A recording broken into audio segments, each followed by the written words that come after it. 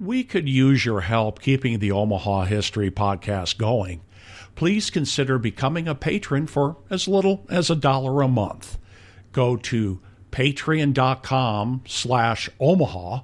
That's Patreon.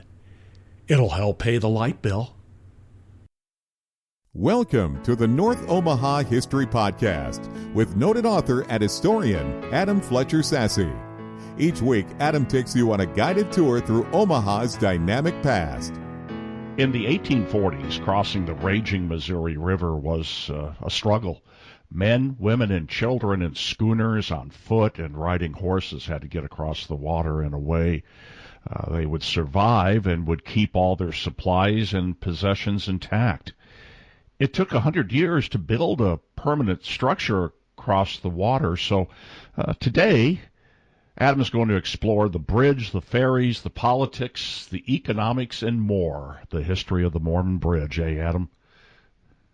Steve, it's a heck of a story that has, like you said, a real long timeline.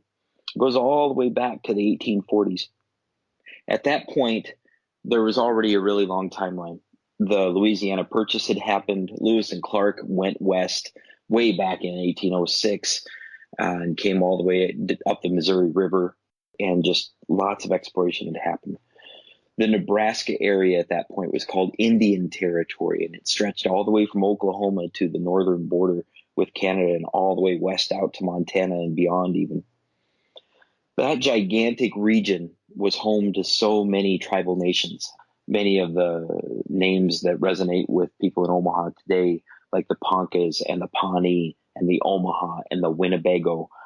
They were all throughout that region at that point, along with lots of the Sioux nations. There are a half dozen or a dozen Sioux nations, among them the Lakota and the Nakota and several others. They all were roaming through this area. Some of the tribes were more aggressive, some were more calm, some were working actively with the United States during this era in order to ensure their own longevity, while others were aggressively fighting against the United States, especially when it came to around the 1840s. The 1840s, everybody remembers the San Francisco 49ers, who are named after the gold rush of 1849. And lots of people know about the gold rushes that happened in Montana and Alaska and all these different places, California, of course. But one of the biggest boons to Western development came right through North Omaha. And that was the Mormon pioneers. The Mormon pioneers were fleeing from Illinois and points east, starting in New York, where they were persecuted for their religious beliefs. Lots of the traditional Christians and non-religious people of the East were very leery of the Mormons and their new religion. And they chased them out of towns, and they murdered people, and they caused all kinds of pain and suffering. And so the Mormons decided that they were going to go to the western United States and claim an area to make their own. And sure enough, they did. Staking out, they got to the Iowa side of the Missouri River, north of Canesville, and they set up some camping areas on the eastern side of the river, where we would think of the town of the Missouri Valley being today. They set up some small camping areas there in the spring of 1846. And in the summer, they received permission. In the early summer, they received permission from the tribal Indian agent who was located in that area. The Indian agent, he really took care of the Omaha Indians and the Ponca and a little bit of the Pawnee. And he brokered a deal between the Omaha and the Mormons to camp along the western edge of the Missouri River. So cross the river and get right over into that area. The Mormons went across and immediately went and staked out a claim where we think of Mormon Bridge Road being today. At the intersection of Mormon Bridge Road and Young Street, there's actually a historical marker there for the old and original Mormon settlement in the area that was called Cutler's Park. The group that settled that area was led by a man named Cutler, and they laid out an entire town, set up housing for 2,600 people, And when I say housing, that's a little bit generous. I mean, they were shacks and shanties and lean-tos. There were sod houses, but a lot of tents and a lot of wagons in place, as it were. But they set them up on regular lots as if it were a town. For 2,600 people, it was a pretty massive area. They had several people die with that many people. And in that era when there was no real institutionalized medicine, as it were, people died. They had a cemetery at Cutler's Park. But what they found out a month into staying there, the tribes went back to the Indian agent and say, hey, they went too far west. We said that they could camp down by the river, and they're way out in our hills where we go hunt. So the Indian agent came to the Mormons and said, you guys got to move. You're in the wrong area. So they closed down Cutler Park. They took out all of the amenities that they had put in, and they moved them all down by the river. And they staked out a claim on what's called a bench. It's a flat plateau area that's up above the Missouri River right there. And if you look at geography maps, you'll see that there's a bit of a hillside, more of one that used to exist than what does now because it's been graded down, but along McKinley Road and whatnot. And they laid out a town that went from Ferry Street, where Ferry Street is today on the north, all the way south down to Weber. And then from the Missouri River all the way west to where we think about North 33rd Street being or so. Inside of that area, they laid out a grid pattern town, and that became known as winter quarters. The town of Winter Quarters had a park, had a town square, had a school, had a fire department, and had all these amenities. So that's a lot to say that they needed a way to get across the river on a regular basis. Staking out and laying down the area where a ferry would travel, they originally had a flat bottom ferry that went from the eastern side of the river to the western side of the river. It charged money to non-Mormons, and for Mormons, they brought them across, and they paid a more nominal fee. But the long story short is that ferry ran for a very long time, even after the Mormons left en masse. So they got there in 1846. They left starting in 1847. They wintered there, of course, and the following spring they began to leave, and a lot of folks, most of the town was gone by 1848. However, a few people did hang on. The ferry continued to run. Ferry Street was so named because it was the place where the settlers would cross the river and then land on Ferry Street and continue on that road out of town and out towards where the town of DeBolt was, and then further on west from there. That ferry was supposed to be temporary. In 10 years, in a decade after the winter quarters was there were at least 3 or 4 different operators of the North Mormon Ferry. Now, it was called the North Mormon Ferry because there was also a South Mormon Ferry, which was down by South Omaha and where we think of that being today. But the North Mormon Ferry had 3 or 4 different owners in the next decade between 1846 and 1856. And one of the things that they discovered inside of that period is that the bottom of the river, of the Missouri River, from side to side right there, is made of really thick granite and limestone and some kind of composite that forms a rock bottom on the Missouri River. It's that rock bottom was so important because it would allow for cattle to cross, not on the ferry, and to successfully be able to get over to the other side. But it also laid the foundations for an imagination of a bridge to cross the Missouri River right there. And that was the beginning of the vision, as it were, for the Mormon Bridge that we have in place today. The ferry continued to run. Eventually, they took that flat bottom ferry and they suspended it on a cable that went from one side of the river to the other side.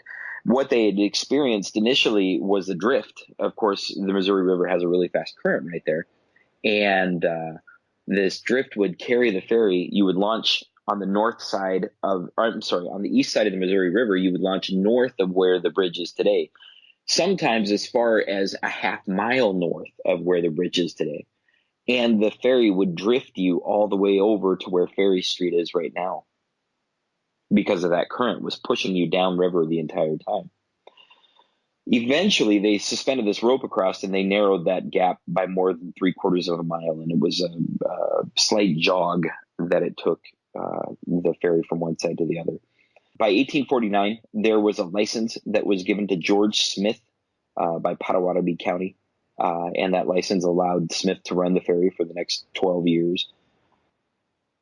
It ran for just a couple of years, but all the same, Smith had the first license. The costs back then in 1849, ready for this, Steve? It cost 50 cents to take your carriage across on the ferry. 50 cents was a lot of money, but if you were riding in a carriage, a couple of bits were no big deal to you. All four-wheeled carriages, like the schooners that we think of and things like that, they also cost 50 cents. They weighed down a lot and took a lot of energy to get across the ferry in a good way.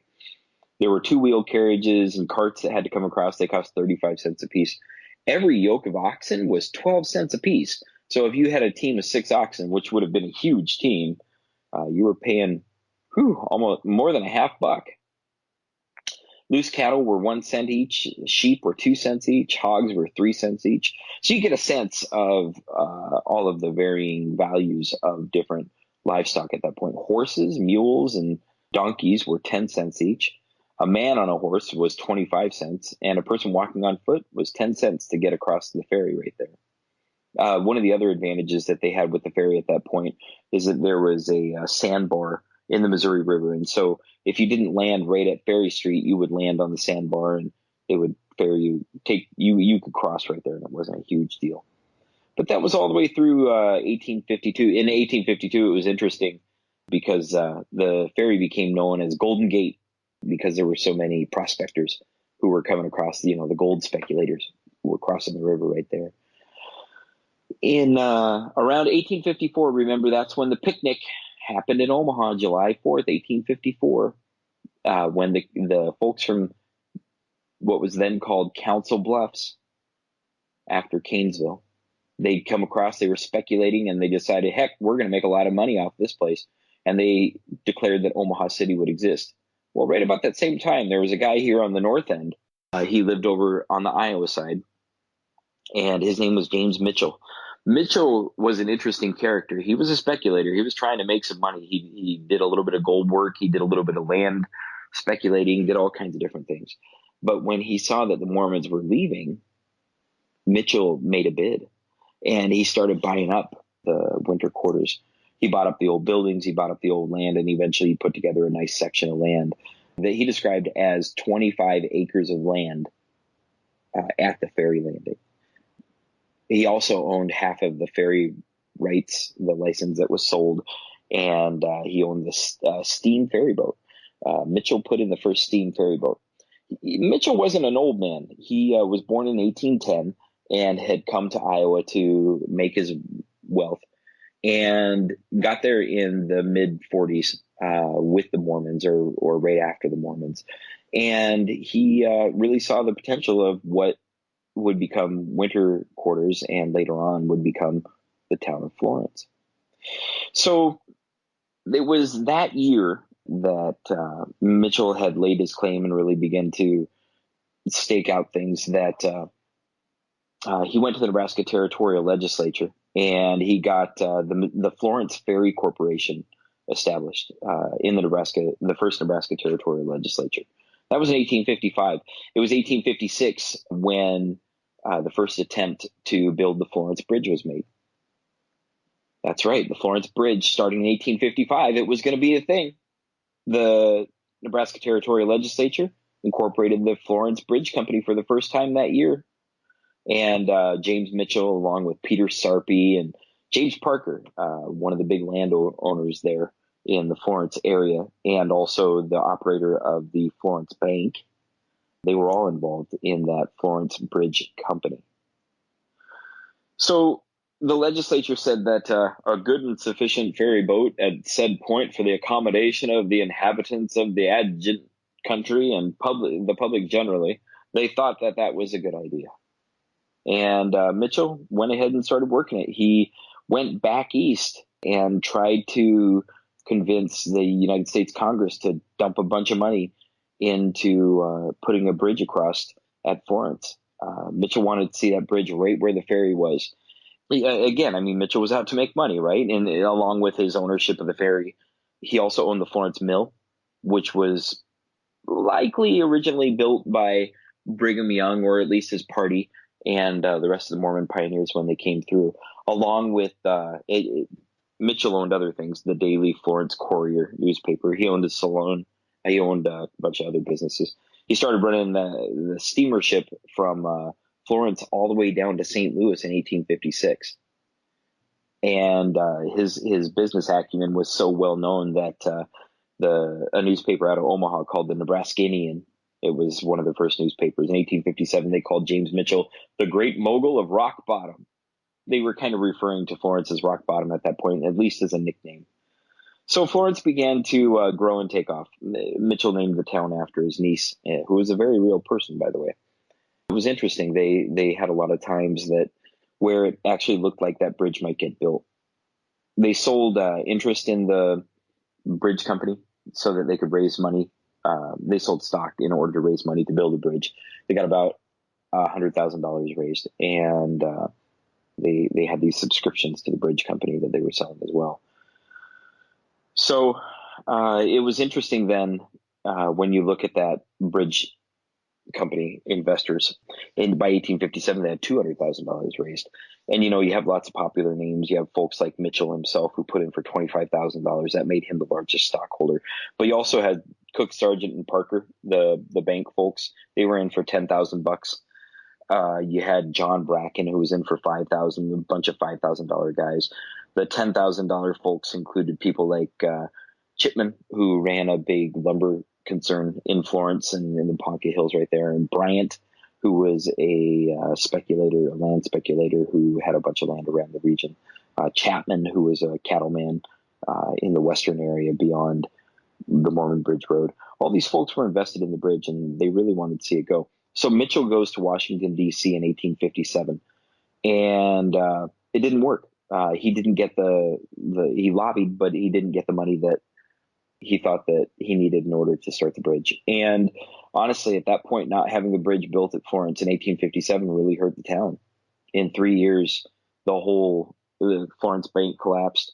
Florence lost the ability to become the capital of Nebraska, and it wasn't working. James Parker, that landowner that I mentioned, who was involved in the bank, who ran the bank, the Florence Bank right there on North 30th, James Parker, he went and got James Durant and Peter Day from the Union Pacific Railroad to come to Florence. Parker walked them through Florence. Apparently Mitchell wasn't available for whatever reason. But Parker walked these two officials with the Union Pacific. He walked them through town, and he showed them all the greatness of the town and all the wonders of the river, and really, really lobbied these two directly to stay in town, to really appreciate Florence, but to see the potential for putting the first Union Pacific Railroad bridge across the river right there in Florence. A few weeks later, though, they got a letter saying that that wasn't going to happen. One of the big setbacks was that there was high water flooding at the time when Durant and Day came through, and that really damaged Florence's chance to get the bridge. So with all those losses stacking up, I'm sure that it must have been hard on James Mitchell, this visionary. And he died just 3 years later at the age of 49. A lot of people said at the time that he was brokenhearted from losing the bridge project. It wasn't long, though, before folks began to envision and dream and hope. The ferry kept running across the river. But in 1872, Omaha was chosen by the Union Pacific officially to build their bridge across. And that dashed the dreams of Florence again. It was rough. 1885, just a couple of years after that, the Missouri River Bridge was built in Omaha. The Chicago, St. Paul, and Minneapolis and Omaha Railway began digging for footings on a bridge there at the Florence Ferry. It was called the Omaha Road, and they were going to put it across right there. Alas, it didn't quite work out, and the footings for the bridge sat empty for a really long time. In the 1960s, one of the old timers in Florence was interviewed, and he described the flatboat ferries across the river from the 1890s. He said that there was an unpaved street from 30th to the river north of the waterworks, and that would have been the ferry street that we call it today. Somebody put a steel cable across the river from the end of that street all the way over into Iowa. And the ferry was just a wooden barge. It was big enough for one car or one wagon, but there was no motor on it. It hung onto the cable and the current pushed it back and forth. So that doesn't sound like a steam-driven engine to me. That steam engine, though, it came and went throughout the years, and sometimes it worked and sometimes it didn't. In 1905, the Florence Improvement Club tried to get a bridge built. Didn't work. 1913, they tried again. Didn't work. 1922, they tried again. Didn't work. In 1936, the third really formal attempt to get a bridge built across was made by the Florence Bridge Commission. The Florence Bridge Commission was incorporated by the Nebraska legislature for the third time in 1936. And so they were piping, they were ready to go. There were federal monies that were floating around through the Works Progress Administration and other federal attempts to fight the Great Depression. However, it didn't work. That's right. It was a really hard time getting that bridge built. By the 1920s, the Florence Ferry was actually, that landing area was owned by MUD. They had to lease out the land to the ferry operators, and it always worked out, but nothing like getting a bridge put in. In the late 1940s, there was a new bridge commission founded. This bridge commission came out of World War II, and there was all this gung-ho-ness and willingness to do big civic projects because they were carrying the energy of the Works Progress Administration and other federal work from the 1930s. They were carrying the energy of the post-war boom, and they really wanted to get this thing to happen. So the fifth and final launch to build a bridge was made by the North Omaha Bridge Commission starting in 1950 when they were incorporated by the Nebraska legislature. The North Omaha Bridge Commission fought and fought and fought. They were looking for money from the 1946 General Bridge Act. And in 1951, ground was broken to construct the bridge across the Missouri River at Florence. There was a gigantic groundbreaking ceremony, and the World Herald reported that 7 social clubs from north of Ames were sponsoring the celebration. There was a gigantic celebration meal held at the Birchwood Club, and the gathering that happened on the Nebraska side to celebrate the launch of this bridge construction was huge. There were thousands of people there. There was a gigantic bandstand built and all kinds of shenanigans happening in 1951. That was in May of 1951. The bridge building wasn't without controversy, though. I can't quite find out why, or I haven't found out why people would have been against it at that point. But in September 1951, just 5 months after construction began, there was a massive vandalism spree that left a dozen construction vehicles on the site with more than $15,000 in damage. Steve, they jacked up the engines, they ripped up the wheels, they tied up all kinds of different motors and things that were supposed to work. And it took a while to repair them. The newspaper report suggested that it was done by folks who were knowledgeable about the machines, though. So it might have been a labor problem. It's hard to say. There weren't any follow-up reports suggesting that the police ever found out who did it, though. So that happened. There was a public sale of $3.45 million in bonds, and the commission sold out of bonds in just an hour and a half after that sale was launched. So this was primed and ready to go. That early construction focused on building 14 piers across the river. 3 of them were in the limestone footing of the riverbed, with the eastern and central piers of the bridge located at 26 and 16 feet below the water's surface. The third westernmost pier is at 48 feet below the water's surface. Challenge to meet, they ran into some road bumps because of the Korean War, but they succeeded in securing 3,800 tons of steel for the project. So they had their steel, they had the footings in. 1952, the highway ferry stopped running. In December, the original span in December of 1952, the original span of the Missouri River Bridge at Florence opened and was called the Mormon Pioneer Memorial Bridge.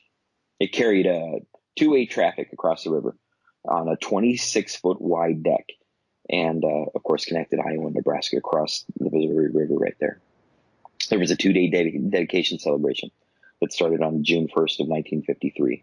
All the ballyhoo was made about the Mormon roots of the effort. And the president of the Mormon church actually came to Florence to cut the ribbon for the ceremony. And it was really exciting for folks. The bridge followed the original route of the 1846 Mormon Trail from the Iowa side to winter quarters and beyond. And there was a big feature printed in the Mormon magazine about it, in the church magazine. And the church president detailed the history of the bridge and all kinds of different things. So maybe the most important part of it, though, is that the ceremony started on the anniversary of Brigham Young's birthday. So there was a real sense of heritage and a real sense of staying connected to the roots of the town and the area and the cause of the original bridge wanting to go in the first place. One of the first features of that new bridge, though, was the Mormon Bridge toll plaza. This toll plaza was put in to collect tolls from each lane on the original bridge. The original toll was 35 cents. Later on, it was increased to 50, and in the last 2 years of the toll existence, it was 75 cents to cross the bridge. In 1979, the toll house was closed permanently, and it was moved from the bridge over to Dick Collins Road and later on to Willett Street, where it still stands today. It's at 3010 Willett. That building was only built in 1951. People romanticize and think it was the ferry building and all kinds of things. It was just the toll house building, and it was only from 1951. But at this point, that's 69 years old, and so it's getting some age on it itself. And it's a neat little building to look at.